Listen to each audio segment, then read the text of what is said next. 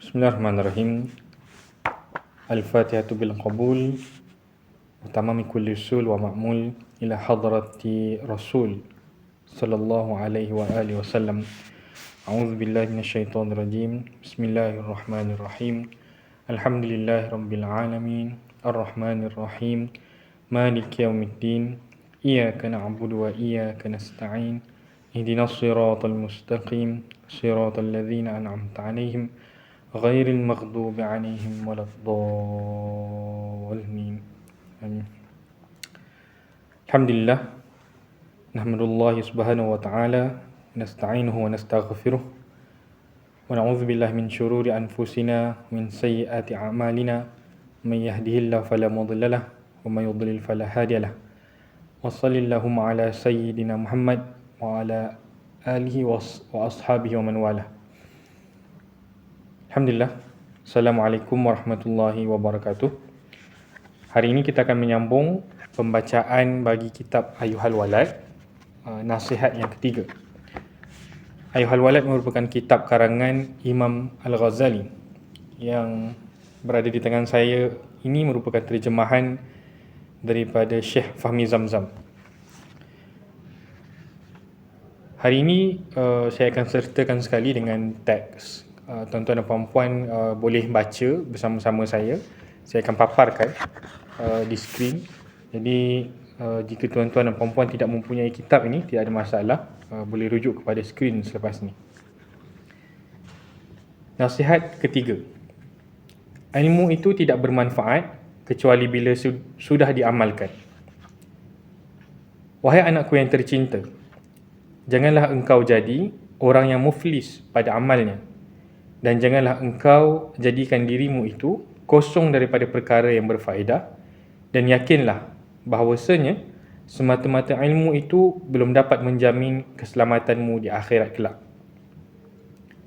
Umpamanya, kalau seseorang ada memiliki 10 bilah pedang yang sangat tajam dan juga bermacam-macam senjata yang lain lagi, dan dia pula adalah seorang yang berani dan sangat cekap dalam peperangan, lalu datang seekor singa yang garang dan terus menyerangnya, maka apa pendapatmu? Apakah semata-mata memiliki segala senjata tadi tanpa menggunakannya sudah cukup untuk menangkis serangan singa itu? Sudah tentu tidak. Segala senjata itu baru bermanfaat apabila ianya digunakan oleh tuan empunya senjata itu. Maka begitulah keadaan seseorang yang telah mengetahui ratusan ribu masalah ilmu, tetapi ia tidak beramal dengannya, maka segala ilmunya tidak akan bermanfaat kecuali setelah diamalkan.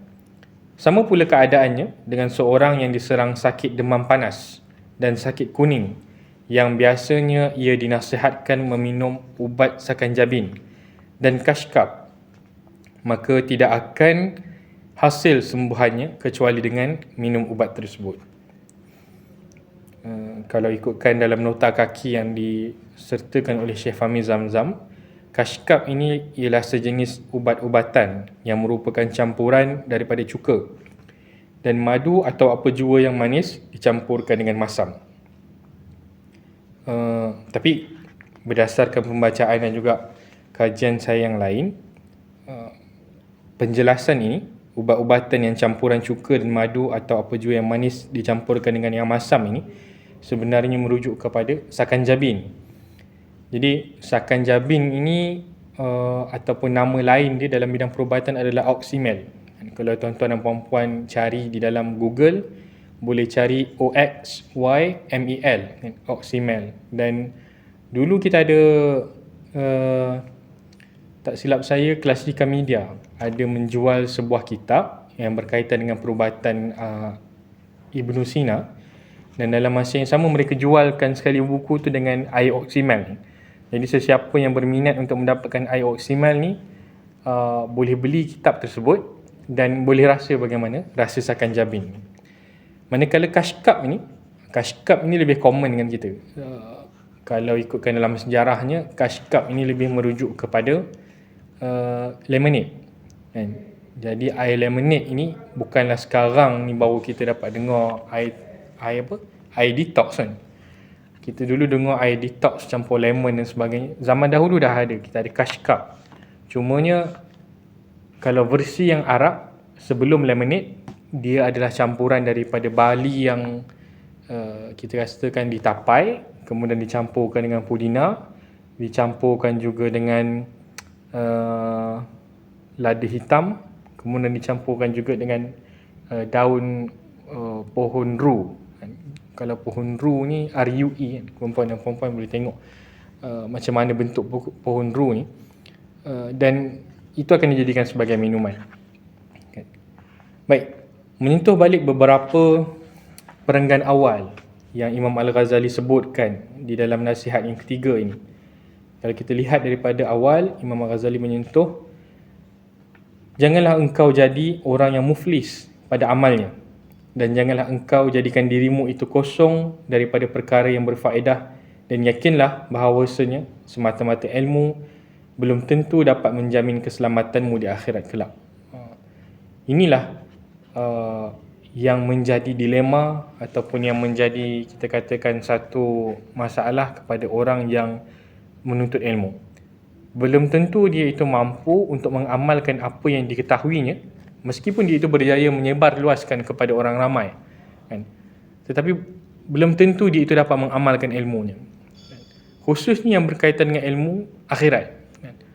Kadang-kadang seseorang itu tahu bahawa ilmu yang dapat membawa dia itu ke syurga sekian, dan ilmu yang membawa dia kepada kemaksiatan dan kemurkaan Allah juga sekian. Tetapi menjadi kesukaran untuk dirinya mentaati dan juga menjauhkan diri daripada larangan. Ini adalah antara orang yang dikatakan sebagai muflis, kerana ada ilmu tetapi tidak mengamalkan. Umpamanya kalau seseorang itu ada memiliki 10 bilah pedang yang sangat tajam dan juga bermacam-macam senjata yang lain lagi, lalu kemudian dia itu didatangi ataupun diterkam oleh singa, adakah cukup dengan hanya mempunyai senjata-senjata ini sahaja dia mampu menyelamatkan dirinya? Kata Imam Al-Ghazali, kalau seseorang itu mahir berlawan sekalipun tetapi dia itu tidak menggunakan kemahiran berlawannya, maka dia tidak akan dapat menyelamatkan dirinya daripada singa tersebut.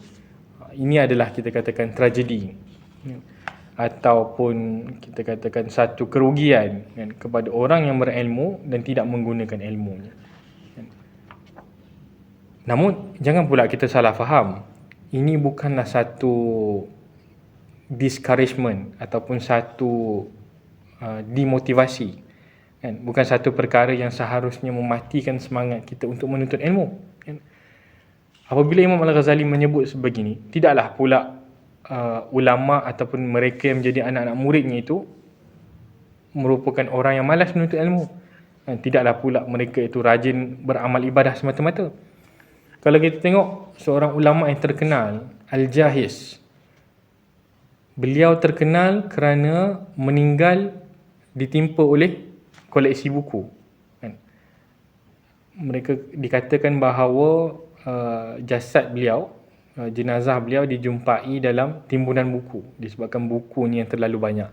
Dan Al-Jahiz ini merupakan seorang peniaga buku di pasar, tapi beliau dalam masa yang sama juga merupakan seorang ulama, kan?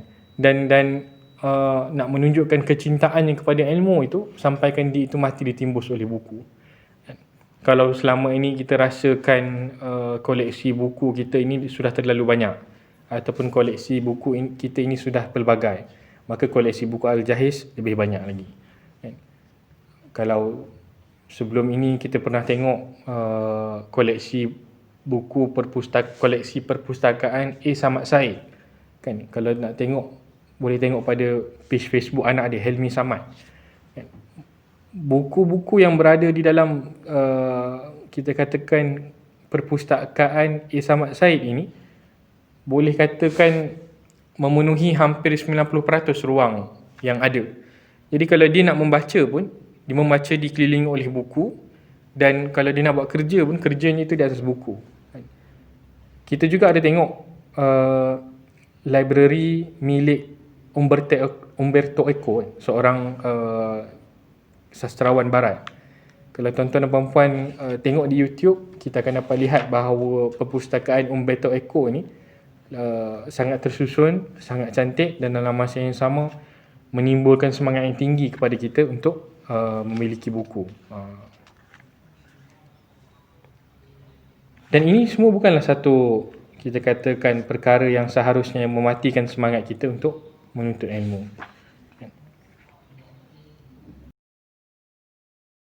Sambung Imam Al-Ghazali lagi. Dalam hal ini disebutkan suatu syair dalam bahasa Parsi. Adalah bahasa Parsi ni, tapi saya tak adalah boleh baca kan? Tak ada berbaris. Artinya, seandainya engkau menimbang 2000 kati arak, maka engkau tidak akan mabuk sehingga bila engkau meminumnya. Yang artinya, kalaupun kita ini memiliki 2 kati arak, ataupun kita beli beberapa botol arak, kita tidak akan mabuk sampailah kita minum. Nak menunjukkan perumpamaan, kalau kita ini ada ilmu yang banyak sekalipun, berkati-kati ilmu pun, selagi kita tidak menggunakannya, maka ilmu tersebut tidak akan bermanfaat. Tapi tidaklah pula bila kita lihat syair ini, kita nak menggambarkan bahawa kita boleh beli arak, kan begitu kan. Ini adalah perumpamaan yang digunakan di dalam syair sahaja. Maka jika engkau belajar ilmu 100 tahun lamanya dan engkau menghimpunkan 1000 buah kitab, engkau masih belum layak mendapat rahmat Allah Subhanahu Wa Taala kecuali dengan mengamalkan ilmu itu. Allah Ta'ala telah berfirman, wa an laisa lil insani illa ma sa'a. Maksudnya, dan sesungguhnya manusia itu tidak akan mendapat sesuatu kecuali apa yang diusahakannya. Dan firman-Nya lagi, faman kana yarju liqa'a rabbih falyamal amalan salihan. Maksudnya, maka sesiapa yang mengharap akan bertemu Tuhannya, maka hendaklah ia beramal akan amalan yang soleh. Dan amalan yang soleh ini sudah tentu perlu untuk kita mengikut seperti mana yang diajarkan dan diperintahkan olehnya. Amal yang soleh ini tidak boleh kita reka-reka mengikut cita rasa kita. Sebelum ni saya ceritakan, sebagai contohnya, kalau kita nak berpuasa, puasa itu harus mengikut syariat. Kalau nak menunaikan solat juga harus mengikut syariat. Tidak boleh kita mulakan solat tanpa keadaan yang tidak tertib.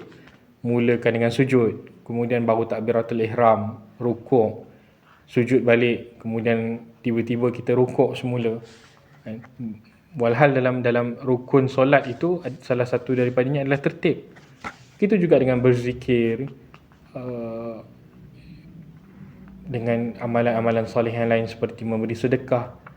Dan sudah tentu di sebalik lapisan luaran ini ada sesuatu lagi yang harus mendasari kepada amalan-amalan ini. Sebab itu apabila seseorang itu mempunyai ilmu dan kemudian diamalkannya, ia akan menjadi sesuatu yang bermanfaat. Tetapi jika dia itu tidak mempunyai ilmu tetapi mengamalkannya, maka itu mungkin akan membawa dia kepada kesesatan ataupun kejahilan. Bahkan jika seseorang itu tidak mempunyai ilmu dan tidak pula mengamalkannya, maka dia itu dalam keadaan yang kita katakan in a state of kerugian, in a state of loss.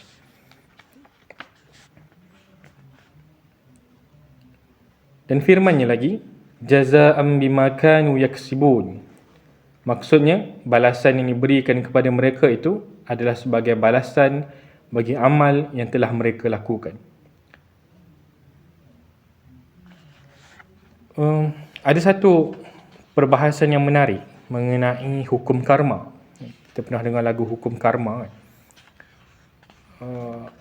Kalau ikutkan hukum karma, kebiasaannya what you give, you get back. Apa yang kita berikan, kita akan dapat balik. Sebagai contohnya, katakanlah kalau kita ini berbuat jahat kepada seseorang di dunia ini, maka secara tidak langsung beberapa hari kemudian ataupun beberapa tahun kemudian orang akan buat jahat kepada kita pula. Jadi kalau ikutkan mereka yang tak silap saya agama Buddha, ataupun mereka yang free thinking akan menganggap karma itu sebagai satu putaran kehidupan yang biasa. Walhal dalam pegangan kita, segala balasan baik dan buruk sama ada di dunia ataupun di akhirat merupakan dalam kekuasaan Allah Subhanahu Wa Taala. Sebab itu kalau kita dapat lihat ada orang yang melakukan kejahatan di dunia ini sepenuhnya, kan, sepanjang hayatnya itu, sebagai contohnya kita lihat dia lakukan kejahatan sepanjang umur hidupnya, katakanlah sampai 43 tahun. Kemudian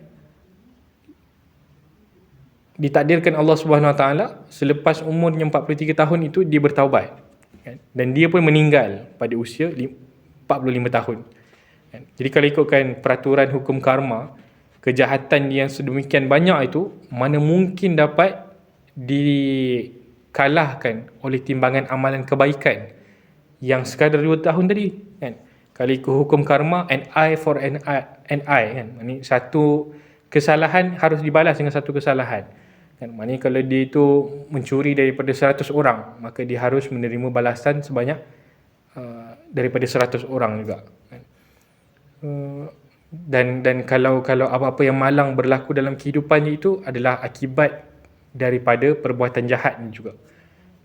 Walhal di dalam Islam, kita berpegang bahawa Allah lah sebagai satu-satunya kuasa yang menghukum, dan setiap satu ujian daripada Allah Subhanahu Wa Taala itu bukanlah kadang-kadang berbentuk hukuman. Kadang-kadang malapetaka, bala, kita katakan kehilangan, kita apa lagi sebagai contohnya kerugian, kesemuanya itu kadang-kadang Allah Subhanahu Wa Taala turunkan bukanlah sebagai satu bentuk karma, kan? Sebaliknya ia adalah sebagai satu ujian untuk mengangkat darjat seseorang hamba itu. Begitu juga dengan seseorang yang telah melakukan dosa sepanjang umurnya 43 tahun dan 2 tahun yang berbaki itu dia melakukan kebaikan, kan? Kalau ikutkan logik, tak cukup balasan kebaikan ini untuk bertemu dengan kejahatan itu tadi. Sepatutnya kalau nak betul-betul berbalas, kan, kalau ikut hukum logik manusia, dia harus hidup 43 tahun lagi dalam keadaan kebaikan baru seimbang, kan. Jadi apabila kita menggunakan logik akal manusia yang sebegini, kita tidak akan dapat melihat ataupun melihat hikmah di sebalik mizan Allah Subhanahu Wa Taala. Sebab itu di dalam Islam, sekecil-kecil amalan pun mempunyai impak yang besar, kan? Dan sebesar-besar dosa pun belum tentu mampu untuk membawa seseorang itu ke neraka seandai dia itu bertaubat, kan?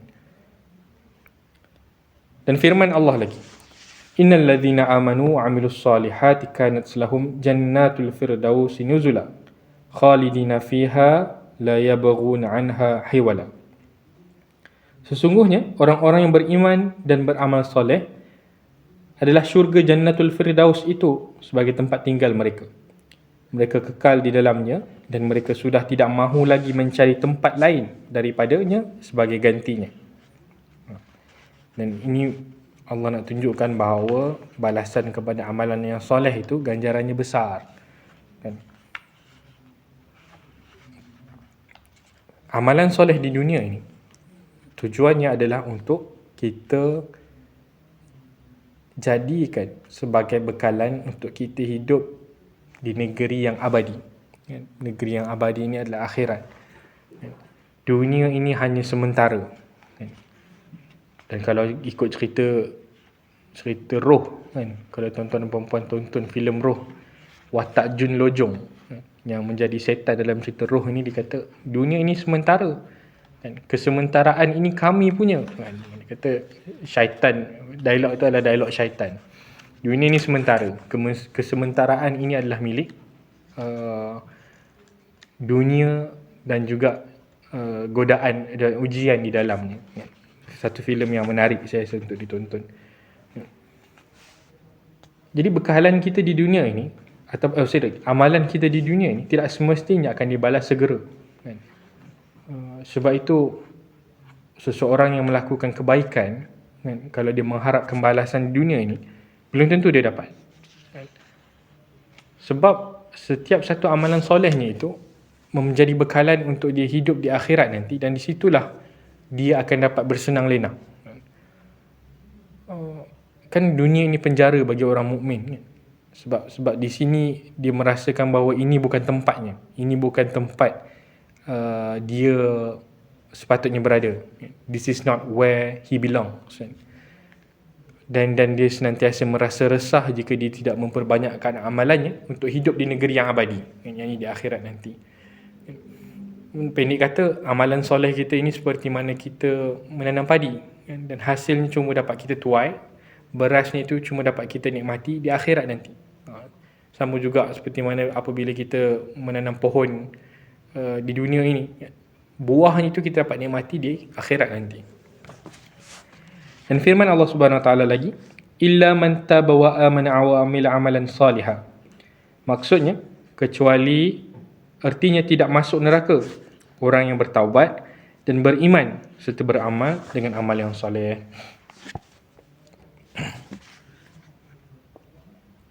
Sambung Imam Al-Ghazali lagi. Dan apakah yang engkau kata berkenaan dengan hadis ini apabila engkau tidak beramal dengan ilmu engkau? Hadis itu ialah Bunyal Islamu ala khamsin. Ini hadis yang popular. Kalau kita belajar I'dadi, kalau belajar I'dadi ataupun Sanawi, ini adalah hadis yang pertama. Bunyal Islamu ala khamsin. Maaf, hadis yang pertama innamal a'malu binniyat. Ini hadis yang kedua. Bunyal Islamu ala khamsin. Syahadati an la ilaha illallah wa anna Muhammadar Rasulullah wa iqamis salati wa ita'iz zakah wa shaumi Ramadan wa hajjil bait liman istata'a ilaihi sabila. Maksudnya, Islam itu diasaskan atas 5 perkara. Penyaksian bahawa tidak ada Tuhan kecuali hanya Allah dan bahawa Muhammad itu Rasulullah. Syahadah ni. Kemudian mendirikan sembahyang, mengeluarkan zakat, berpuasa di bulan Ramadan, mengerjakan haji ke Baitullah bagi mereka yang mampu pergi ke sana. Jadi Imam Al-Ghazali mempersoalkan, kalau kita katakan tadi bahawa ilmu itu tidak perlu diamalkan, maka bagaimana pula dengan rukun Islam ini? Kelima-lima rukun Islam ini merupakan rukun yang memerlukan kita bertindak, kan? Yang memerlukan kita act upon it, kan?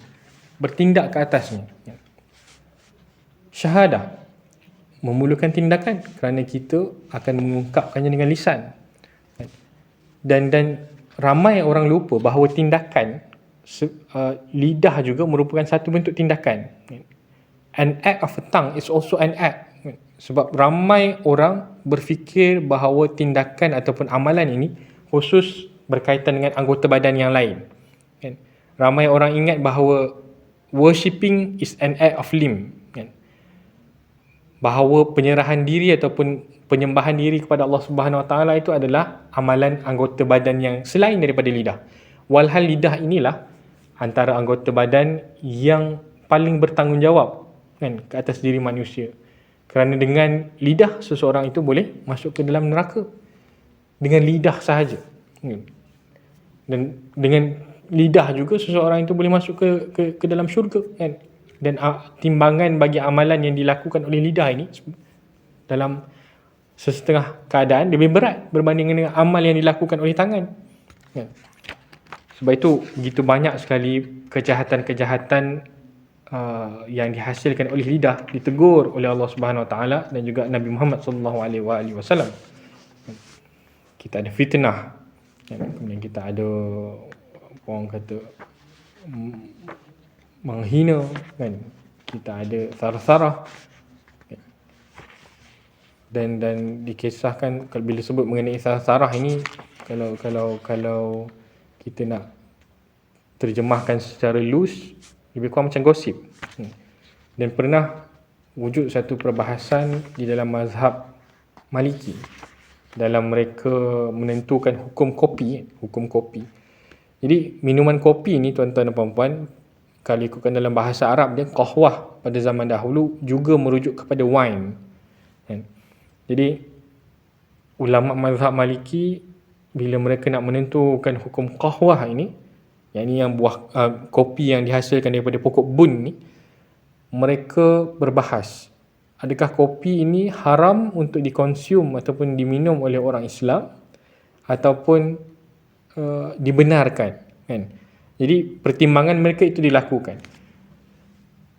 Sama ada kopi ini menjurus ke arah ibadah ataupun menjurus ke arah maksiat. Dan didapati pada waktu itu kebanyakan ulama meminum kopi untuk bangun pada waktu malam, kan? Untuk memudahkan mereka menghafal Al-Quran, kan? Untuk membaca kitab-kitab dan of course untuk tahajud, kan? Jadi berdasarkan pertimbangan itu, akhirnya mazhab Maliki menentukan bahawa ibadah menjadi semakin baik dengan minumnya kopi. Jadi kopi dibenarkan. Dan kopi juga merupakan satu minuman yang sebenarnya memabukkan, kan? Kata Syekh Hamzah Yusof, kalau kita ini minum kopi Turki, kan? Kalau tuan-tuan dan puan-puan pernah minum kopi Turki, kali pertama masuk ke dalam mulut kita, dia seolah-olah merenjat seluruh saraf dalam badan kita ini dan membuatkan kita rasa macam terawang-awangan, seolah-olah kita ni berada dalam limbo, terapung. Dan saya sendiri bila minum tu, kita rasa macam masa hisap ganja.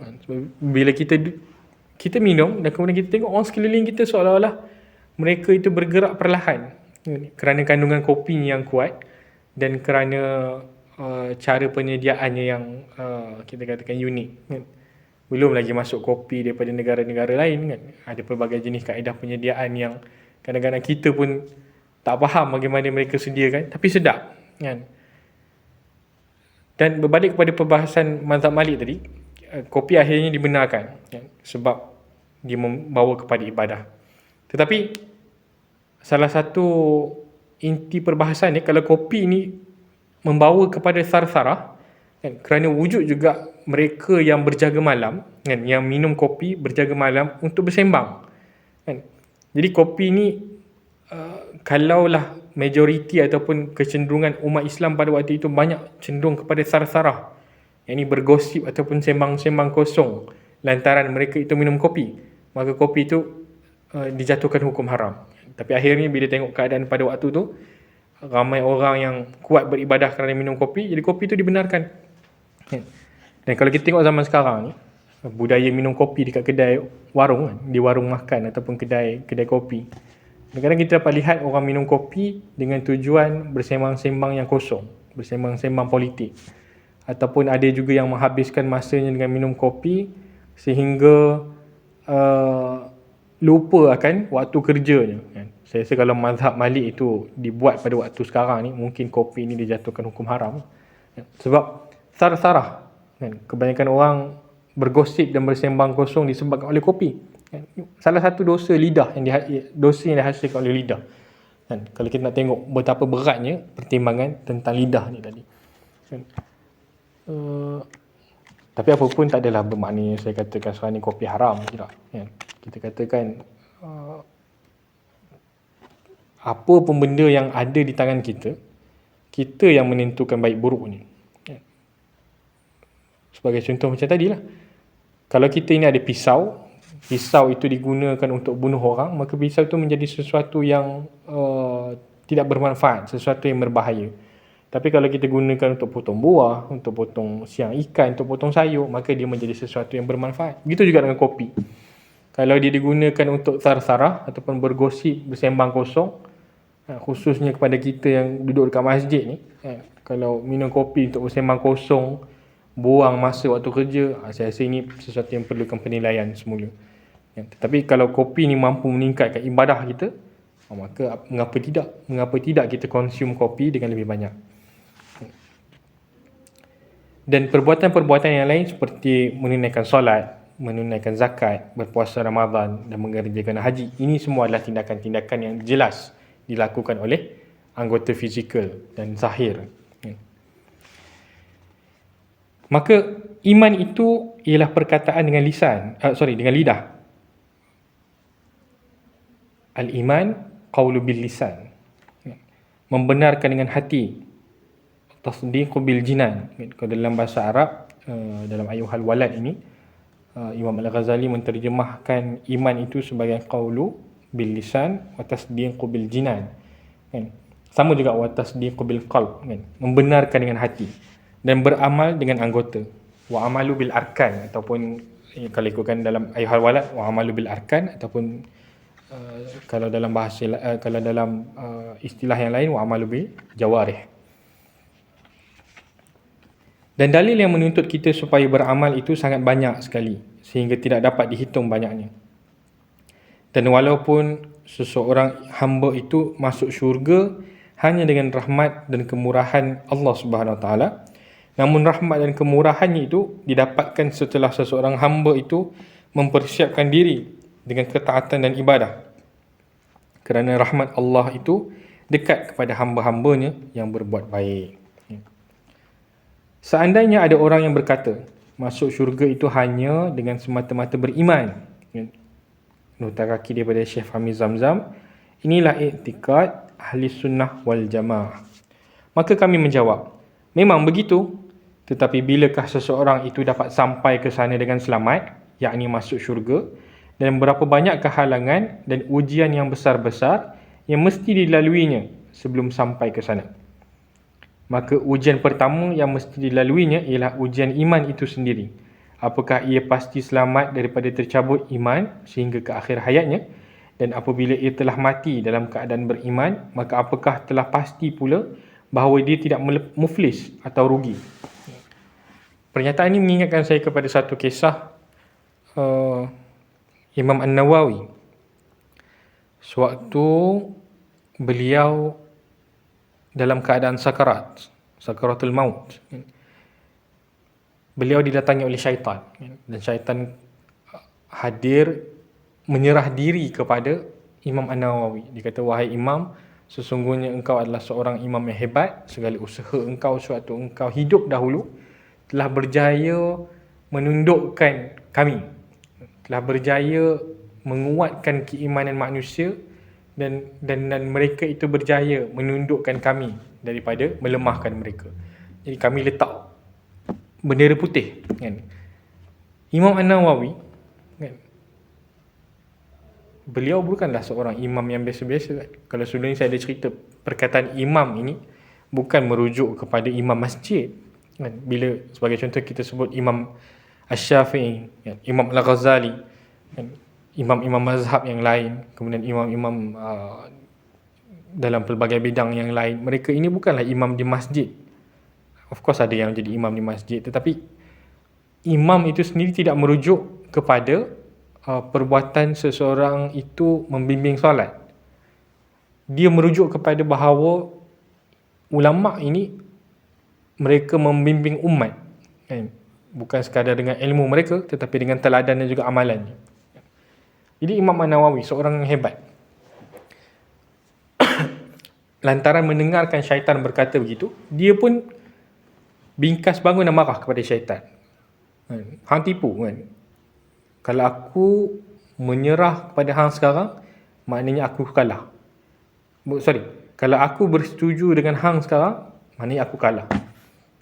Dan lepas itu pun syaitan pun tergelak. Dia pun kata, kalau imam tadi bersetuju, kan, dan memperakui bahawa imam berjaya menundukkan kami, maka sebenarnya imam telah tergelincir, kan, ataupun tergelincir di hujung-hujung hidupnya tu, kan. Maknanya dah lap terakhir tu, nak masuk ke alam akhirat tu, tiba-tiba lari daripada landasan sebab hanya kerana sifat takbur dan riya, kan. Dan inilah yang disentuh oleh Imam Al-Ghazali, kan. Apakah dia ujian keimanan ini adalah satu ujian yang tidak pasti, kan. Dia adalah ujian yang random, dan sehebat-hebat imam pun seperti Imam An-Nawawi ini pun turut diuji di akhir hayat kehidupannya oleh pelbagai godaan syaitan. Dan berkata Al-Imam Hasan Al-Basri rahimahullahu ta'ala, Allah berfirman kepada hamba-hambanya pada hari kiamat nanti, masuklah kamu ke dalam syurga dengan rahmatku, dan tentukanlah kedudukan kamu masing-masing di dalamnya mengikut amalan kamu. Yang ini masuk kita ke dalam syurga ini mengikut tingkatan amalan kita, dan sudah tentu yang paling atas sekali adalah syurga Firdaus. Itulah yang menjadi kita punya harapan, supaya kita ini dapat masuk ke dalam syurga Firdaus dan ditempatkan dalam kalangan orang-orang yang soleh. Jadi sampai di situ sajalah perkongsian saya mengenai nasihat ketiga daripada kitab Ayuhal Walad karangan Imam Al-Ghazali ini. InsyaAllah pada nasihat yang keempat nanti kita akan sama-sama melihat nasihat Imam Al-Ghazali berkenaan kadar balasan mengikut kadar amalan.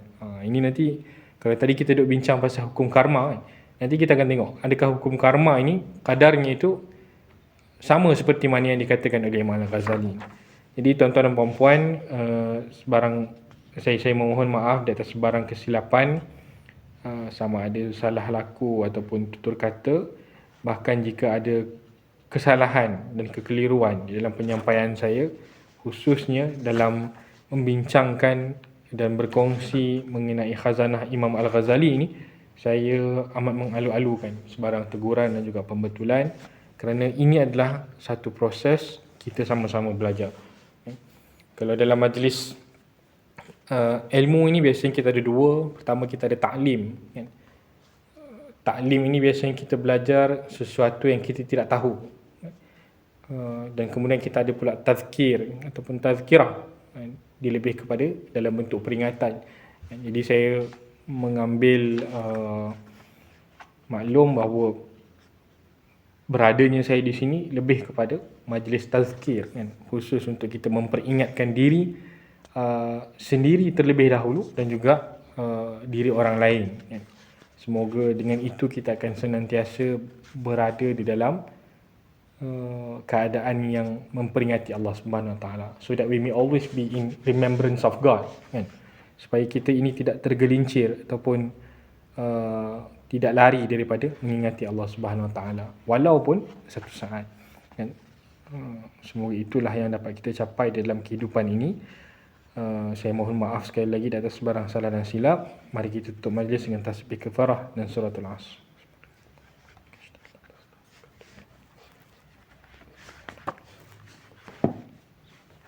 Assalamualaikum warahmatullahi wabarakatuh.